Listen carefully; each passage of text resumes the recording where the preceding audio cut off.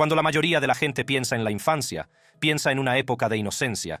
También se suele ver a los niños como aquellos a los que hay que proteger. Sin embargo, hay algunos niños de los que hay que protegerse, y son cualquier cosa menos inocentes. Aunque todos los niños tienen días malos, estos llevaron su enfado o sus sentimientos heridos demasiado lejos. En lugar de limitarse a tener una rabieta o buscar una salida, estos 17 niños se convirtieron en brutales asesinos. Las 4 sin amor. El drama de las relaciones es una parte común de la vida de los adolescentes y preadolescentes, y es de esperar que una ruptura pueda herir algunos sentimientos. Lo que no se espera es que una ruptura lleve a la brutal tortura y asesinato de la nueva novia del ex. Sin embargo, eso es exactamente lo que Melinda Loveless pidió a sus amigos que hicieran. Por supuesto, nada en la vida de Melinda Loveless ha sido realmente normal. Su padre, un veterano de Vietnam traumatizado, abusaba sistemáticamente de todas las mujeres de la familia Loveless. La propia Melinda había sido manoseada por su padre desde su infancia. Su madre, principal víctima de los abusos de su padre, también intentaba quitarse la vida a menudo como consecuencia de los malos tratos. El padre de Loveless abandonó a la familia cuando ella tenía 14 años, y la propia Loveless continuaría el ciclo de violencia solo 2 años después, cuando atacó a Shanda Sharer, de 12 años. Poco después de la marcha de su padre, Melinda Loveless empezó a salir con otra joven, Amanda Havering. Como consecuencia del comportamiento a menudo errático de Loveless, las dos acabaron distanciándose al poco tiempo. Más tarde, Havering empezó a salir con otra chica, Shanda Sharer. Esta nueva pareja no le sentó bien a Loveless. Loveless amenazaba abiertamente a Sharer en público y discutía con sus amigos la posibilidad de matarla. Incluso envió cartas a Havering amenazando con matar a Sharer debido a su implicación. El 10 de enero de 1992, Loveless decidió llevar sus amenazas al siguiente nivel. Loveless reclutó a sus 3 amigas, Lori Tackett, Hope Rippey y Toni Lawrence, para atraer a Shanda Sharer a una trampa que resultaría mortal. 2 de las chicas se acercaron a Sharer y la invitaron a una reunión donde le dijeron que Amanda Havering la estaba esperando. Al principio, Sharer se negó, diciendo que no la dejaban salir. Tras asistir a un concierto, las 4 chicas volvieron a casa de Sharer y lograron convencerla para que saliera a escondidas y se reuniera con Havering. Sin embargo, en cuanto subió al coche, Loveless salió de su escondite y puso un cuchillo en el cuello de Sharer. Empezó a interrogarla sobre su relación con Havering y quería detalles sobre sus experiencias sexuales. Lo que siguió fue una noche de tortura y violencia, como pocos esperarían de alguien, y mucho menos de 4 jóvenes adolescentes. Las chicas se burlaron de Sharer antes de golpearla. Luego, las cosas tomaron un giro más violento cuando las chicas empezaron a intentar matar a Sharer, incluso intentaron cortarle el cuello. Cuando se dieron cuenta de que su cuchillo estaba demasiado desafilado, empezaron a apuñalar a la niña de 12 años. Después de estrangular a Sharer, creyeron que estaba muerta, así que las 4 chicas la metieron en el maletero y se marcharon.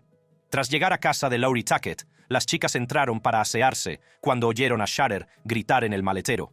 Procedieron a apuñalar a Sharer y luego pasaron un rato jugando dentro antes de que Tackett y Loveless decidieran dar un paseo en coche.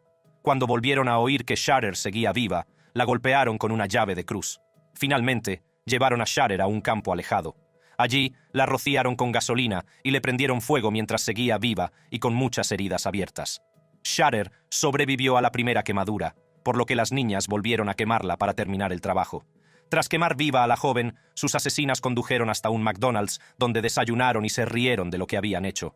Tampoco intentaron ocultar lo que habían hecho y se lo contaron a varios amigos, entre ellos Amanda Havering. Havering no las creyó hasta que le mostraron las huellas ensangrentadas de las manos en el maletero del coche. Las 4 chicas fueron capturadas y condenadas a penas de prisión más o menos largas, en función de su grado de implicación en los delitos. Melinda Loveless y sus 3 cómplices ni siquiera negaron haber llevado a cabo uno de los asesinatos más brutales jamás registrados. Gary Hirte. Para el observador, Gary Hirte parecía un joven modelo. Trabajaba después de la escuela, pero seguía siendo un estudiante lo suficientemente aplicado como para ganarse una beca para la Universidad Estatal de St. Incluso salió en el periódico por convertirse en el primer Eagle Scout de su pueblo en 20 años. Probablemente muchos esperaban que Hirte hiciera grandes cosas, pero en cambio sorprendió a todos convirtiéndose en un asesino a sangre fría. El 2 de agosto de 2003, la madre de Glenn Kopitsky, Shirley, empezó a preocuparse al no poder ponerse en contacto con su hijo. El joven, de 37 años, había sido diagnosticado de trastorno bipolar y vivía cerca de sus padres para recibir apoyo, y solía responder con rapidez a las llamadas telefónicas. Shirley decidió ir en coche a ver cómo estaba su hijo y descubrió su cuerpo sin vida. Cuando los investigadores acudieron a inspeccionar a Kopitsky, pensaron inicialmente que había fallecido por causas naturales.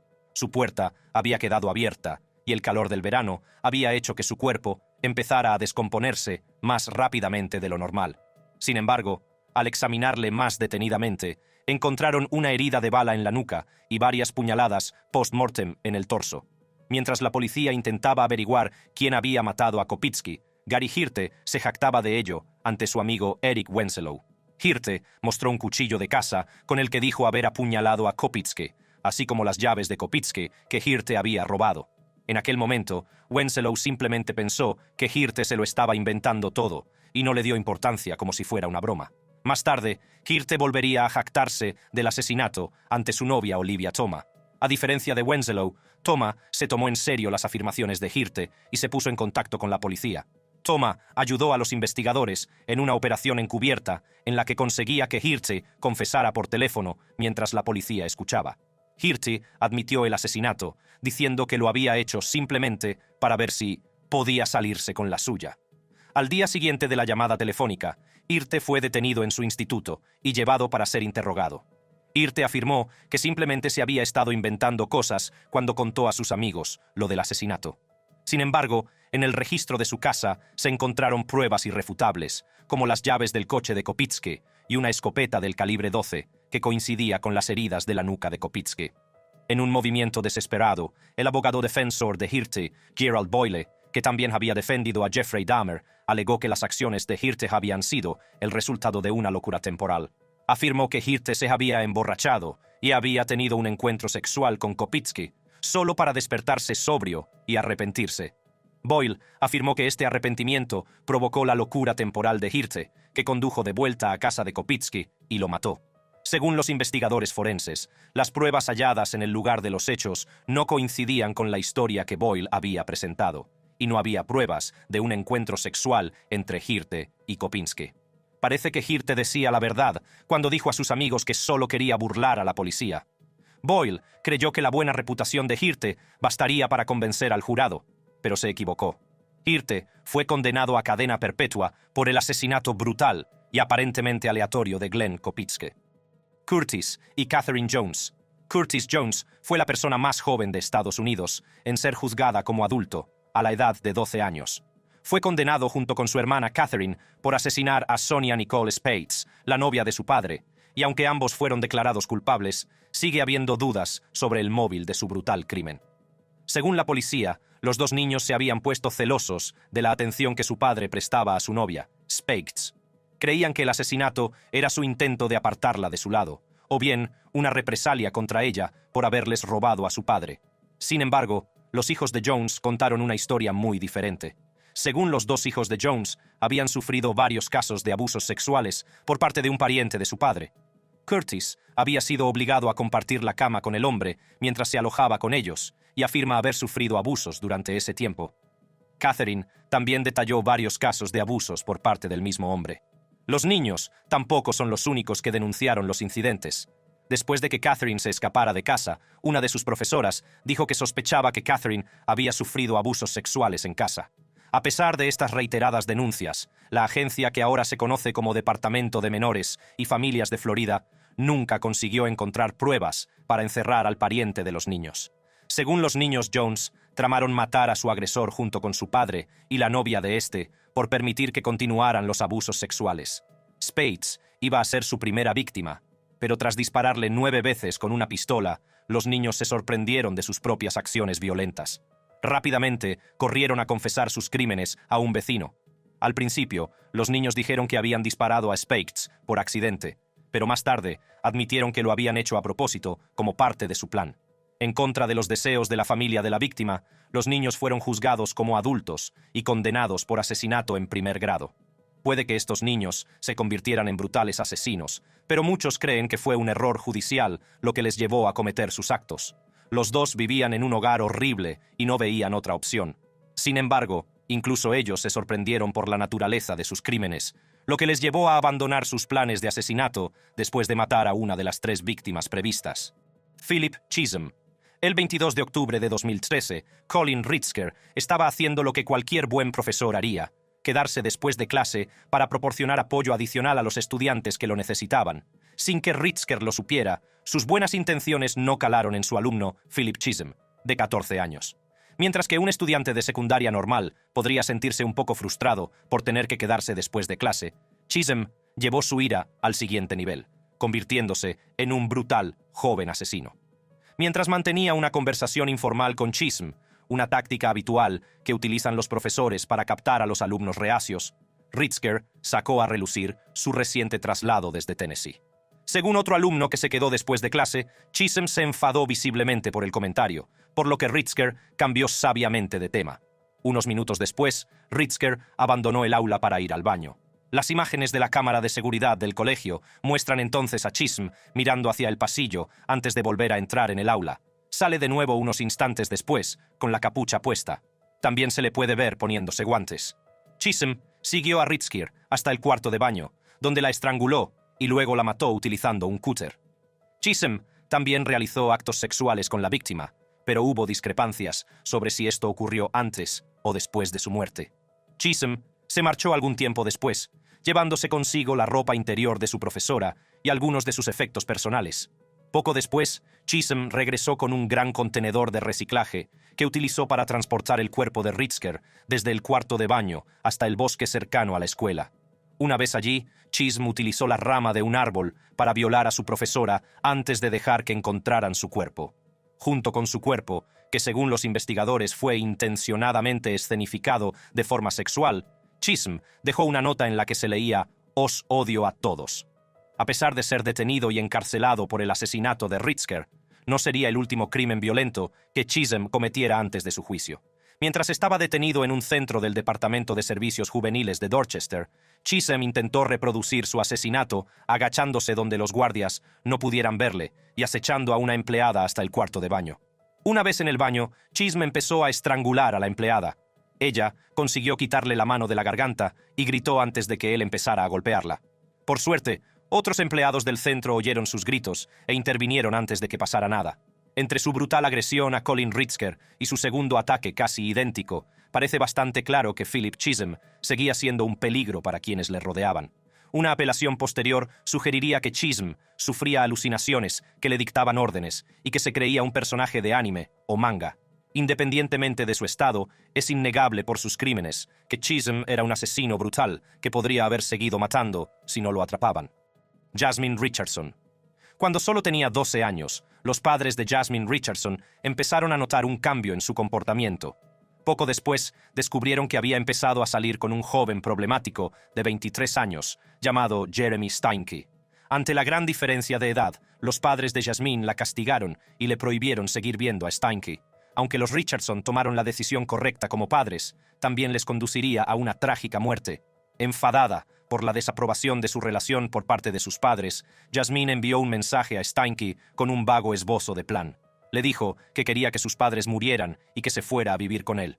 Con el tiempo, empezaron a planear un método más específico para llevar a cabo los asesinatos. Cabría esperar que un joven de 23 años supiera que no debía salir con una niña de 12 o intentar disuadirla de matar a sus padres. Sin embargo, Steinke estaba claramente perturbado. Decía a la gente que era un hombre lobo de 300 años y se paseaba con frascos de sangre en el cuello. También tuvo problemas mentales e incluso intentó quitarse la vida. Aunque la enfermedad mental no siempre lleva a alguien a convertirse en asesino, está claro que Steinke no recibía el tratamiento que necesitaba para funcionar adecuadamente. Con una máscara, Steinke entró en casa de los Richardson con Jasmine y empezó a apuñalar a la madre de Jasmine, Debra. Los gritos de Debra alertaron al padre de Jasmine, Mark, que acudió corriendo a ayudar. Sin esperar un ataque, Mark fue apuñalado 24 veces por Steinke. Mientras su novio mataba a sus padres, Jasmine subió a buscar a su hermano Jacob, de 8 años. Jasmine lo apuñaló antes de degollarlo, dejándolo al descubierto en su cama, cubierto de sangre y rodeado de sus juguetes. Jasmine fue acusada de los 3 asesinatos y puesta en libertad 10 años después. Aunque muchos la describen como un modelo de rehabilitación, algunos de sus vecinos han expresado su malestar por su reinserción en la sociedad. Se crea o no, que Jasmine merece una segunda oportunidad. Es innegable que cometió el violento asesinato de su hermano pequeño tras convencer a su novio de que matara a sus padres. Daniel Patrick Halo 3 es un videojuego genial, pero ¿hasta dónde llegarías para jugarlo? ¿Matarías a las personas más cercanas a ti? Si le preguntaras a Daniel Patrick, de 16 años, la respuesta sería sorprendentemente afirmativa. Patrick era hijo de un pastor, y según todos los indicios, un chico feliz y normal. No tenía antecedentes de interacciones violentas con otras personas, y sus amigos lo describían como alguien a quien le gustaba bromear. Sin embargo, estaba claro que algo ocurría bajo la superficie que nadie podía ver. Cuando Daniel probó por primera vez el shooter en primera persona, Halo 3, en casa de un amigo, preguntó a sus padres si podía comprarse el juego. Los padres de Daniel Patrick, Mark y Susan, eran algo restrictivos con el tipo de medios que Daniel podía consumir, y no querían que jugara a un juego de clasificación M que implicaba disparar y matar. Haciendo caso omiso de los deseos de sus padres, Daniel se compró una copia del juego e intentó colarlo en casa. Cuando su padre vio a Daniel metiendo el juego en casa, se lo confiscó y lo guardó en la misma caja fuerte donde guardaba su pistola. Es normal que un adolescente se enfade cuando le quitan un juego caro, pero uno pensaría que una semana es tiempo suficiente para calmarse. En lugar de eso, Daniel Patrick pasó la semana siguiente planeando cómo recuperar su juego y sacar a sus padres de la escena. El sábado 20 de octubre de 2007, Daniel robó la llave de la caja fuerte de su padre y recuperó su juego. Pero eso no fue todo lo que se llevó. Daniel también se llevó la pistola de su padre. Mark y Susan Patrick estaban sentados en el sofá cuando Daniel entró en la habitación. Les dijo que tenía una sorpresa para ellos y les indicó que cerraran los ojos. Cuando lo hicieron, Daniel disparó a sus padres con la pistola. Susan Patrick murió a consecuencia de las heridas, pero, sin que Daniel lo supiera, su padre sobrevivió. Daniel montó la escena para que pareciera un asesinato-suicidio, colocando la pistola en la mano de su padre. La hermana de Daniel y su marido iban a venir más tarde esa noche, pero por suerte, para Mark Patrick, decidieron venir 2 horas antes. Cuando llegaron, Daniel no les dejó entrar en casa, alegando que sus padres se estaban peleando. Por suerte, se oían gemidos de Mark a través de la puerta, así que entraron y se encontraron con la escena que Daniel había montado. Mientras su hermana llamaba a la policía, Daniel intentaba huir en la furgoneta de sus padres. No llegó muy lejos cuando la policía le dio el alto y le detuvo. El equipo de defensa de Daniel intentó alegar que se había vuelto adicto a los videojuegos y que pensaba que sus padres simplemente reaparecerían como en una partida de Halo. Sin embargo, este argumento se contradice claramente por el intento de Daniel de escenificar la escena del crimen como un asesinato-suicidio. Si realmente pensara que sus padres iban a volver, no habría planeado su asesinato de forma tan deliberada. El jurado no se lo creyó y Daniel fue condenado. A pesar de ello, Daniel Patrick sigue siendo mencionado por quienes sostienen que los videojuegos son peligrosos para los jóvenes. Sin embargo, mucha gente ha jugado a Halo 3 y, desde luego, a otros chavales se lo quitaron sus padres. No hay noticias de que otros chicos se hayan convertido en asesinos como Daniel Patrick por culpa del juego.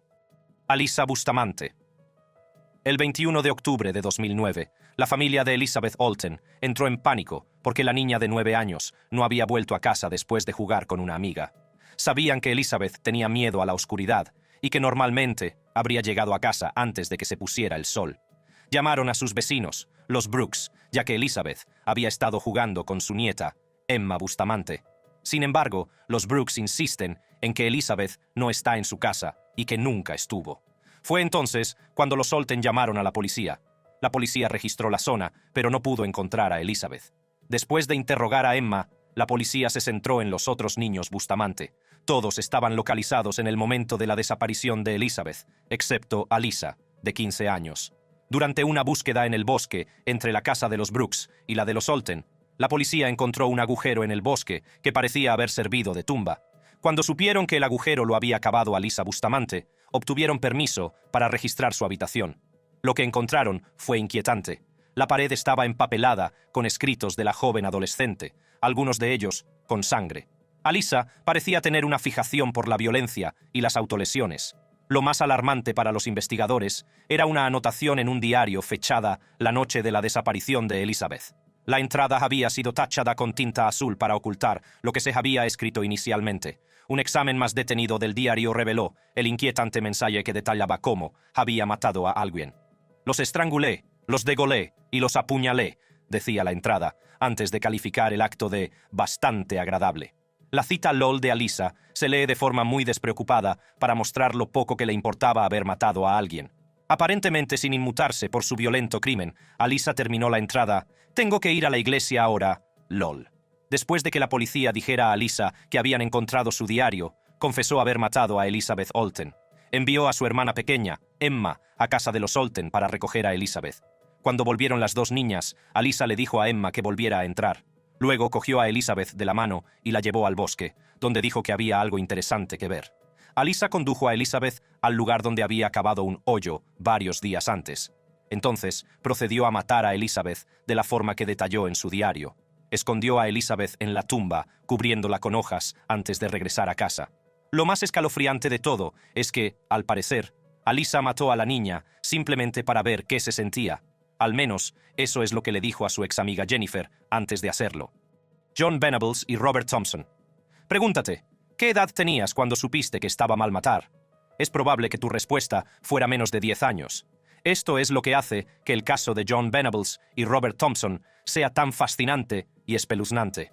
Estos dos niños de 10 años decidieron pasar el día haciendo algo horrible, que probablemente sabían que estaba mal, pero lo hicieron de todos modos. Las cámaras de seguridad captaron a Venables y Thompson vigilando a otros niños más pequeños en el centro comercial New Strand de Bootle, Reino Unido. Los chicos estaban haciendo novillos y ya habían robado varios artículos de las tiendas, pero esto era solo el principio de los delitos que tenían planeados para ese día. Denise Bolger también estaba en el centro comercial, acompañada de su hijo de 2 años, James.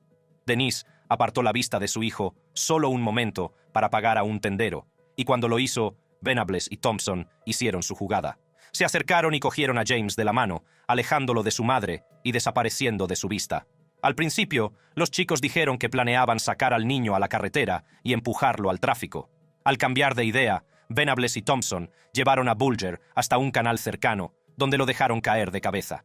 Los transeúntes vieron llorar a Bulger, pero nadie se detuvo a ver cómo estaba el niño. Venables y Thompson consideraron la posibilidad de arrojarlo al canal, pero decidieron seguir caminando. Al final, los chicos se encontraron con algunos transeúntes, pero consiguieron convencerles de que Bulger era su hermano pequeño y de que lo llevaban a buscar ayuda para su herida. Mucha más gente pasó por delante de los 3 chicos sin hacer nada. A continuación, Venables y Thompson llevaron a Bulger a una estación de ferrocarril aislada, donde le restregaron pintura en los ojos, le arrojaron piedras y le metieron pilas en la boca. Cuando los investigadores examinaron el cuerpo de Bulger, estaba tan gravemente herido que fue imposible determinar cuál había sido la causa exacta de su muerte. Nunca se supo por qué los chicos decidieron cometer un asesinato tan brutal. Según sus relatos, parecía simplemente algo que querían probar. Es chocante ver a niños pequeños cometer actos de tanta violencia, y llevó a muchos a preguntarse cuál debería ser la acción adecuada a tomar. En 2017, Venables fue enviado de nuevo a prisión, esta vez por posesión de imágenes sexuales de niños. Algunos se preguntan si el hecho de no haber abordado de manera significativa sus problemas de niño y un fallo más general del sistema de justicia le han llevado a ser incapaz de desenvolverse en el mundo real. Este caso ha abierto un debate sobre los tipos de prácticas reparadoras que pueden preparar mejor a los jóvenes condenados por delitos para reinsertarse en la sociedad. Sheila Eddy y Rachel Schoaf. Todo el mundo ha puesto fin a una amistad en algún momento de su vida. Tanto si las dos personas simplemente se distancian como si hay algún tipo de conflicto, es natural que algunas amistades terminen. Esto es especialmente cierto para los adolescentes que están en proceso de descubrir quiénes son. Para Skylar Neese, este hecho aparentemente normal dio un giro violento cuando sus antiguas amigas Sheila Eddy y Rachel Schoaf decidieron que no bastaba con poner fin a su amistad. Cuando Neese desapareció por primera vez, el 6 de julio de 2012, la policía inicialmente no emitió una alerta Amber, pensando que simplemente se había escapado. Esta decisión fue alimentada por una pista que afirmaba haber visto a Neese en un estado vecino, pero más tarde resultó ser falsa. Desesperados por encontrar a su hija, los padres de Skylar distribuyeron folletos con la esperanza de que alguien la hubiera visto. Ayudaron a distribuir estos folletos 2 de las supuestas mejores amigas de Skylar, Sheila Eddy y Rachel Schoaf.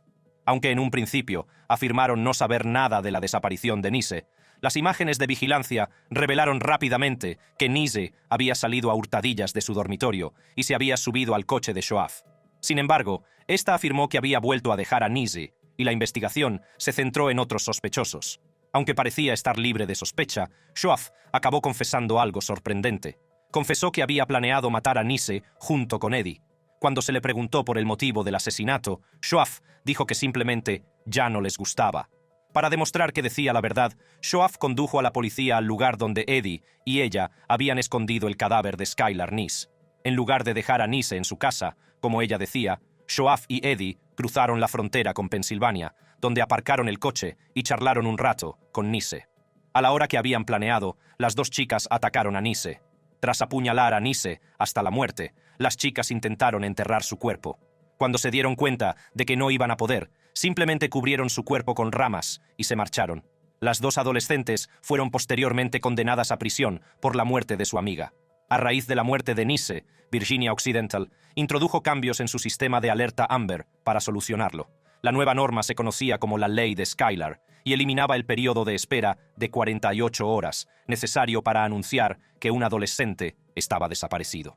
Es de esperar que esta nueva ley evite futuros incidentes como el de Skylar Neese, cuya desaparición no se anunció ampliamente hasta mucho después de su muerte. Carroll Edward Cole. Puede que el nombre de Carroll Edward Cole te suene, ya que se trata de un asesino en serie relativamente famoso. Mató al menos a 16 personas y posiblemente hasta 35 a lo largo de su vida. También fue condenado por incendio provocado por quemar un motel en el que creía que su mujer le engañaba. Aunque la mayoría de los asesinatos de Cole tuvieron lugar cuando era adulto, se convirtió en asesino a los 8 años. Según la autobiografía inédita que Cole escribió en prisión, un niño llamado Dwayne se burlaba de él. Cole se vengó del niño ahogándolo en un lago. Cuando la policía investigó el incidente, creyó que la muerte había sido accidental, y Cole se libró de su primer asesinato. Aunque algunos no crean en la palabra de un asesino en serie, es difícil no creer que Cole fue el responsable de la muerte del joven. Al fin y al cabo, el resto de su vida estuvo plagado de actos violentos, por lo que no parece descabellado pensar que hubiera matado a un chico que le hizo enfadar de niño. De adulto, Cole mató al menos a 15 mujeres e intentó matar a varias más. Incluso se sabe que canibalizó a algunas de sus víctimas. Uno se pregunta qué habrían hecho estos otros jóvenes asesinos si hubieran salido impunes de sus primeros asesinatos, del mismo modo que Carroll Cole. Michelle Carter. Michelle Carter no se parece a ninguno de los otros asesinos de esta lista, ni a la mayoría de los asesinos en general. Nunca cogió un arma, ni siquiera estuvo físicamente presente durante la muerte de su víctima. Sin embargo, era un tipo de asesina muy singular, cuyo trato al chico al que mató, Conrad Roy, podría seguir considerándose fácilmente brutal. Conrad Roy era un joven muy trabajador, que desde muy joven trabajó en la empresa de salvamento de su familia. A pesar de trabajar muchas horas en el barco, también era un excelente estudiante que consiguió graduarse en el instituto con matrícula de honor y una nota media alta. Sin embargo, la vida de Conrad no era perfecta. Aunque las cosas parecían irle bien, en realidad luchaba contra la ansiedad social y la depresión. Esto se vio agravado por los abusos físicos y emocionales que sufrió a manos de su padre y su abuelo paterno. Cuando Conrad conoció a Michelle Carter, de 16 años, en unas vacaciones en 2012, ambos formaron un rápido vínculo. Aunque vivían lejos el uno del otro, Michelle y Conrad se mantuvieron en contacto constante a través de llamadas telefónicas y mensajes de texto. Desarrollaron una relación romántica y de vez en cuando se veían en persona. Al principio, Michelle parecía apoyar a Conrad y a menudo le disuadía de sus planes de autolesionarse. Por razones desconocidas, Michelle cambió de opinión en julio de 2014, cuando empezó a animar a Conrad a quitarse la vida. Los mensajes de texto entre la pareja revelaron que Michelle había pasado de decirle a Conrad que debía buscar ayuda profesional y había empezado a animarle a acabar con su propia vida. El 14 de julio de 2014, Conrad condujo su camioneta hasta un aparcamiento de Kmart. Planeaba utilizar el monóxido de carbono de los gases de escape para acabar con su propia vida, un plan que compartió con Michelle. En mitad del intento, Conrad se asustó y empezó a dudar de su intención. Llamó a Michelle Carter y le dijo que estaba asustado. Según una confesión de texto que Carter envió a una amiga unos meses después del caso, le dijo a Conrad que volviera a entrar. Al final, Conrad murió por suicidio. Puede que Michelle Carter no acabara físicamente con la vida de Conrad Roy, pero el tribunal cree que fue responsable de su muerte. Aunque Conrad no sufriera violencia directa, el trato que Michelle le daba podía considerarse brutal. Conrad quería a Michelle y creía que ella velaba por sus intereses. Michelle utilizó esa confianza para convencer a Conrad de que acabara con su propia vida, a pesar de que él estaba asustado e intentaba parar. Todos estos chicos tenían diferentes motivos y diferentes métodos a la hora de matar. Sin embargo, tienen algo en común. Eligieron convertirse en asesinos brutales.